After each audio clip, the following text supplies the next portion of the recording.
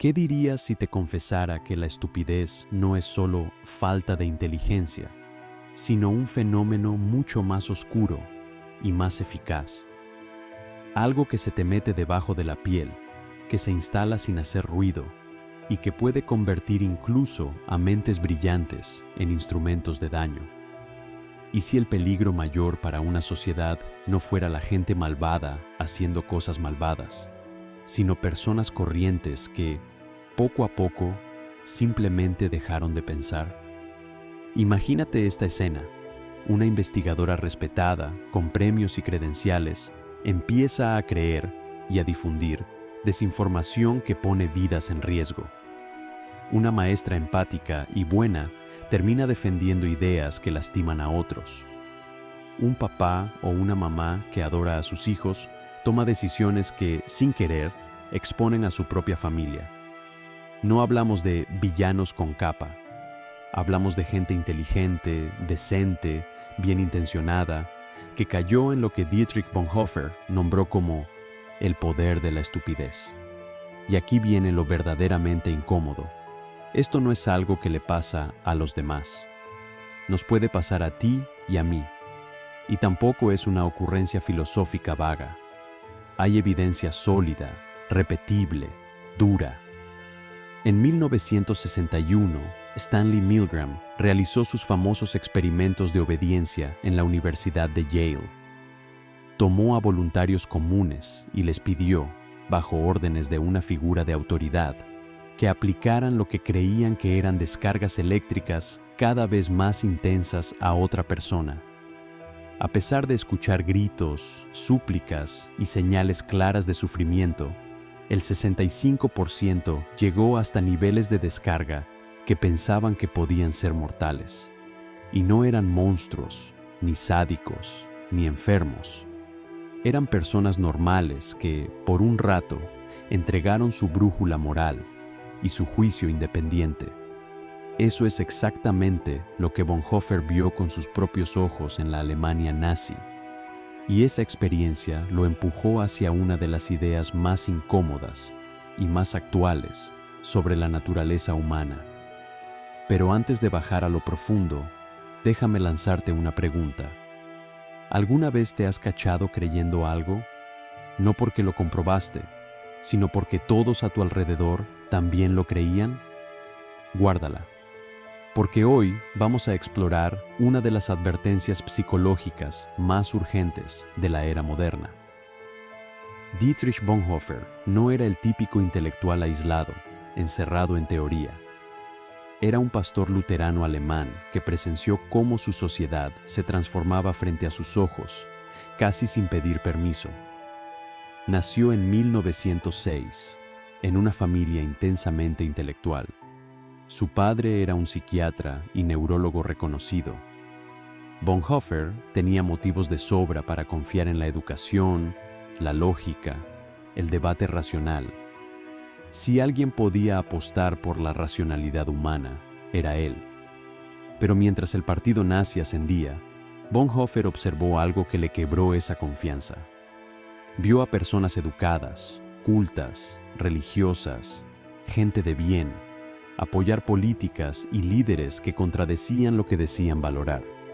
Y aquí está el detalle. No era solo una multitud ignorante hipnotizada por propaganda barata.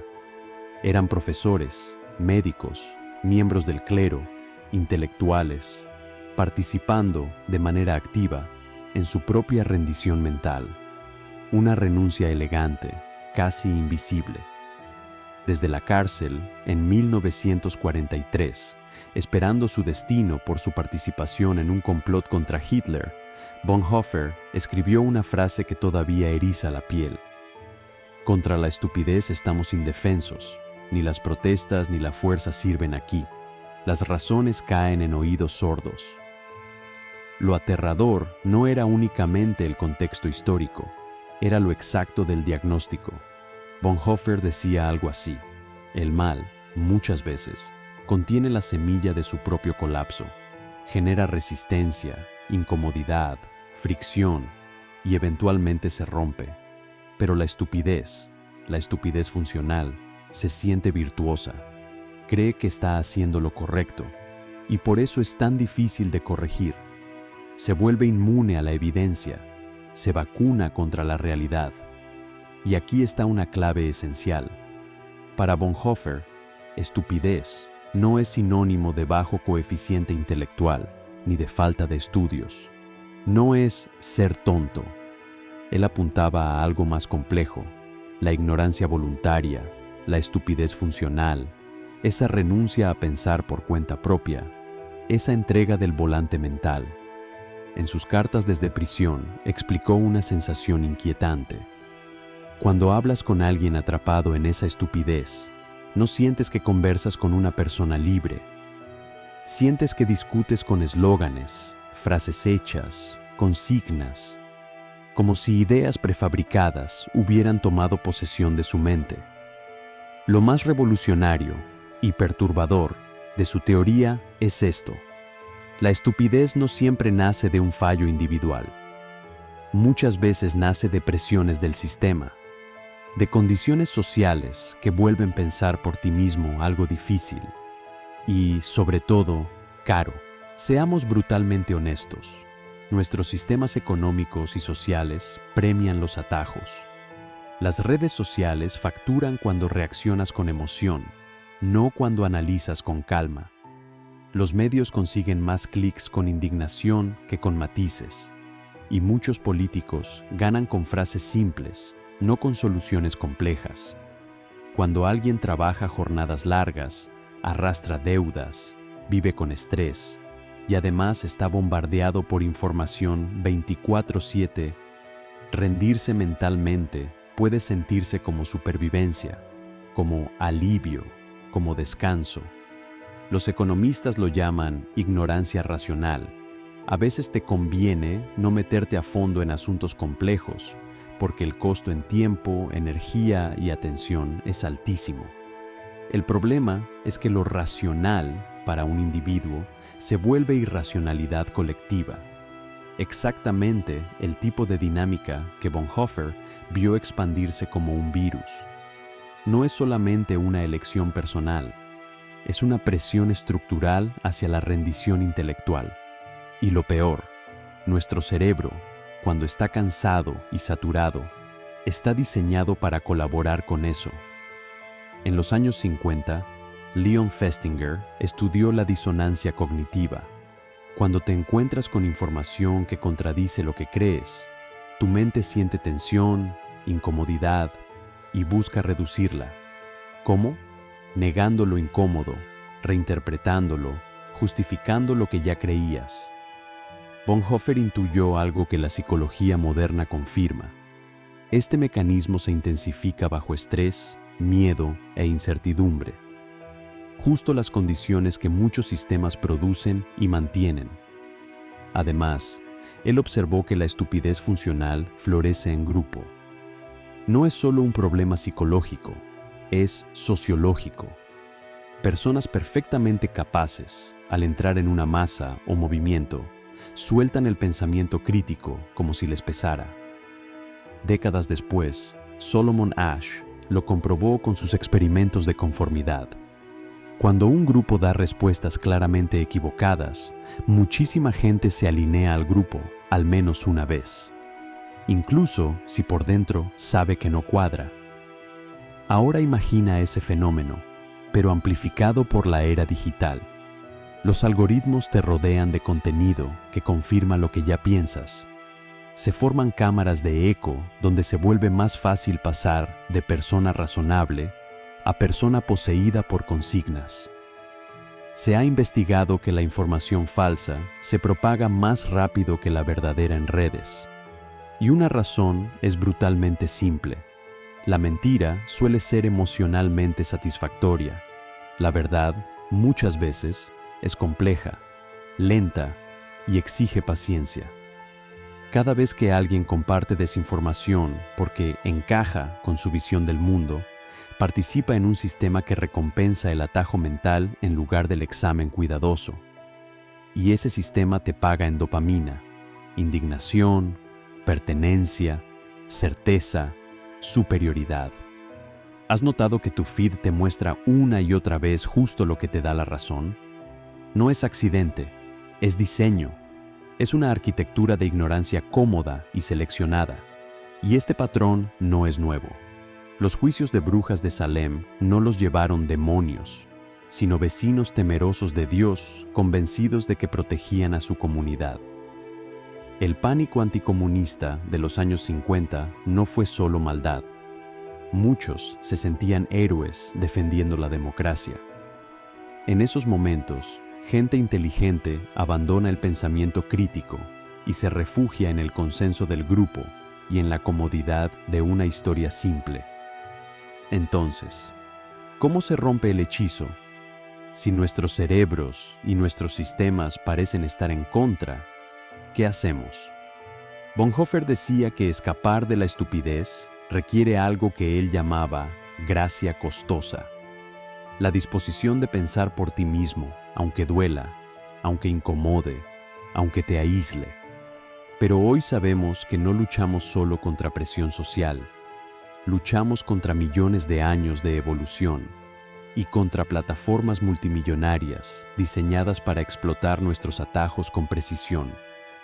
A nivel individual, podemos cultivar algo que la psicología llama humildad intelectual.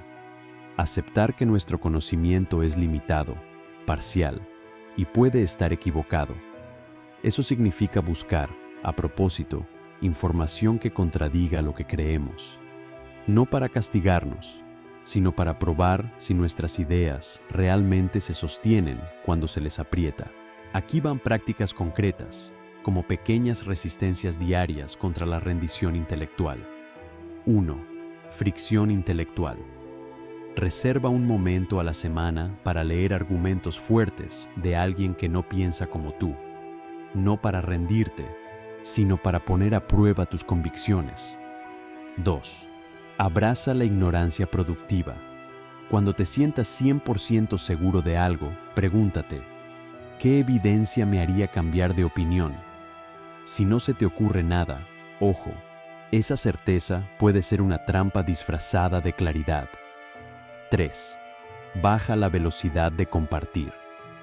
Antes de publicar algo, regálate 60 segundos para verificarlo con una fuente independiente. Ese minuto puede romper el ciclo de reacción emocional que alimenta al algoritmo. 4. Practica decir no sé cuando de verdad no sabes. En un mundo que premia la ignorancia confiada, admitir huecos en tu conocimiento es un acto casi subversivo.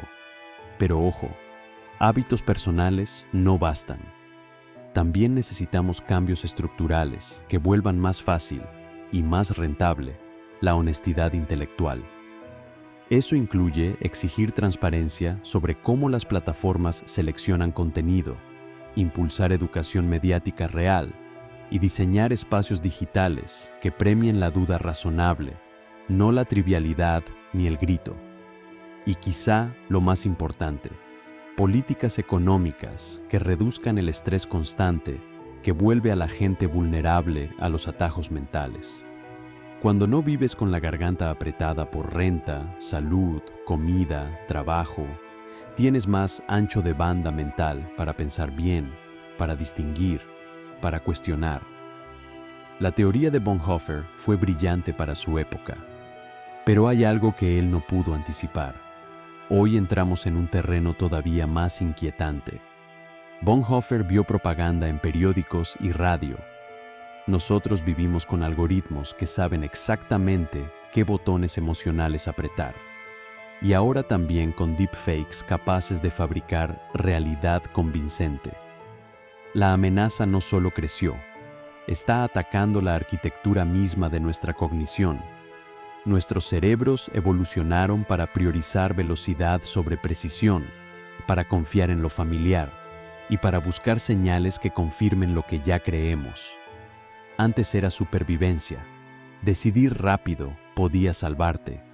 Y aquí viene lo más incómodo. Todos somos vulnerables. No importa qué tan listos nos sintamos. No importa cuántos libros hayamos leído. El mecanismo es el que Bonhoeffer describió. Cuando la gente se siente amenazada, se vuelve más susceptible a explicaciones autoritarias que reducen lo complejo a una historia simple y cerrada. Pero ahora hay algo nuevo. No solo hay manipulación humana, hay sistemas optimizados con inteligencia artificial para explotar nuestras vulnerabilidades con precisión quirúrgica. Cada clic, cada pausa, cada comentario, cada reacción emocional, se mide, se aprende, se usa. Y lo vimos en tiempo real durante la pandemia de COVID-19. Doctores, ingenieros, abogados, personas con capacidad analítica, compartiendo teorías ya desmentidas sobre vacunas y tratamientos. No era falta de inteligencia, era falta de independencia intelectual bajo presión. Bonhoeffer pagó el precio máximo por negarse a rendirse mentalmente. Fue ejecutado el 9 de abril de 1945, semanas antes de la rendición alemana.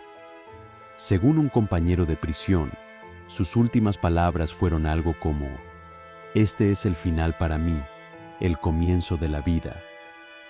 Su sacrificio no fue solo resistencia política, fue la defensa de la posibilidad misma de pensar.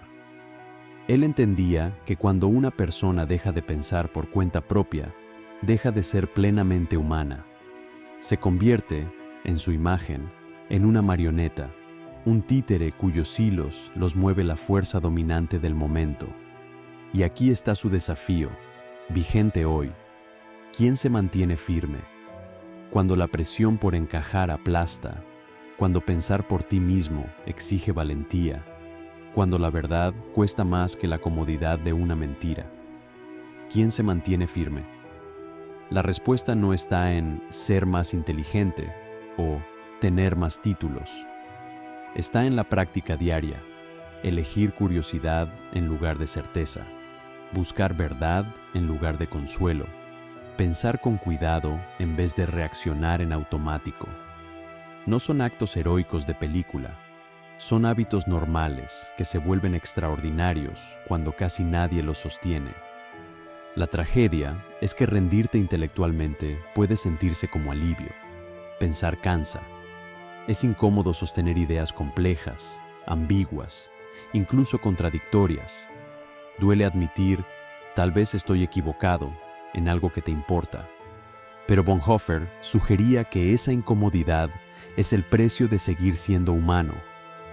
En un mundo que gana dinero con nuestra rendición mental, elegir pensar por cuenta propia es un acto radical. Y aquí viene la verdad más difícil. Todos somos susceptibles a la estupidez funcional. En el instante en que crees que eres inmune, ya empezaste a resbalar. La libertad intelectual cuesta vigilancia constante, no solo contra enemigos externos, sino contra nuestra propia tendencia a apagar el pensamiento cuando pensar incomoda. La teoría de Bonhoeffer incomoda porque describe lo que vemos a diario. Personas inteligentes creyendo cosas obviamente falsas, gente educada tomando decisiones desastrosas, ciudadanos bien intencionados apoyando ideas que chocan con sus propios valores. El problema no es que la gente se volvió menos inteligente. El problema es que nuestros sistemas premian el atajo mental por encima del pensamiento cuidadoso, paciente, verificable. Pero dentro de este diagnóstico duro, también hay esperanza. Si parte de la estupidez es elección, también puede rechazarse. Si parte es estructural, las estructuras pueden cambiar. Si nace del agotamiento, podemos crear condiciones que hagan más fácil pensar, no más difícil. Piensa en el pensamiento crítico como ejercicio físico. Al principio incomoda, pero es indispensable. Así como nadie corre un maratón sin entrenar, no podemos navegar un mundo de información compleja sin disciplina mental. La próxima vez que estés completamente seguro de algo, la próxima vez que te descubras descartando evidencia solo porque incomoda, la próxima vez que sientas el placer de tener todas las respuestas, recuerda la advertencia de Bonhoeffer. La estupidez funcional no llega con tambores, llega susurrándote. Ya sabes todo lo que necesitas saber. Y justo ahí aparece la decisión. ¿Vas a entregar tu mente a cambio de la comodidad de la certeza? ¿O vas a tomar el camino más pesado, pero más humano, de la independencia intelectual? La pregunta final que Bonhoeffer nos deja no es si somos suficientemente listos para evitar la estupidez.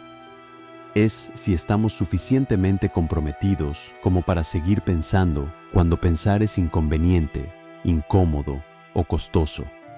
Así que aquí va mi reto para esta semana.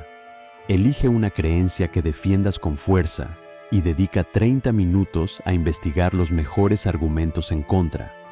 No para castigarte, no para paralizarte con duda, sino para entrenar el tipo de coraje intelectual que Bonhoeffer defendió con su vida.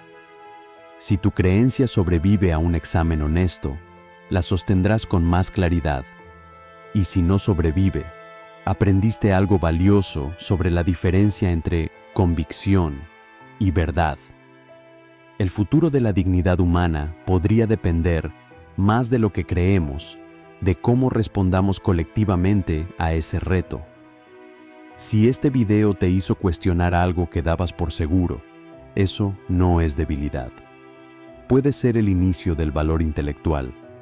Compártelo con alguien que no le tenga miedo a pensar en serio, incluso cuando incomoda. Porque en un mundo diseñado para lucrar con nuestra rendición mental, el simple acto de pensar con cuidado se convierte en una forma real de resistencia.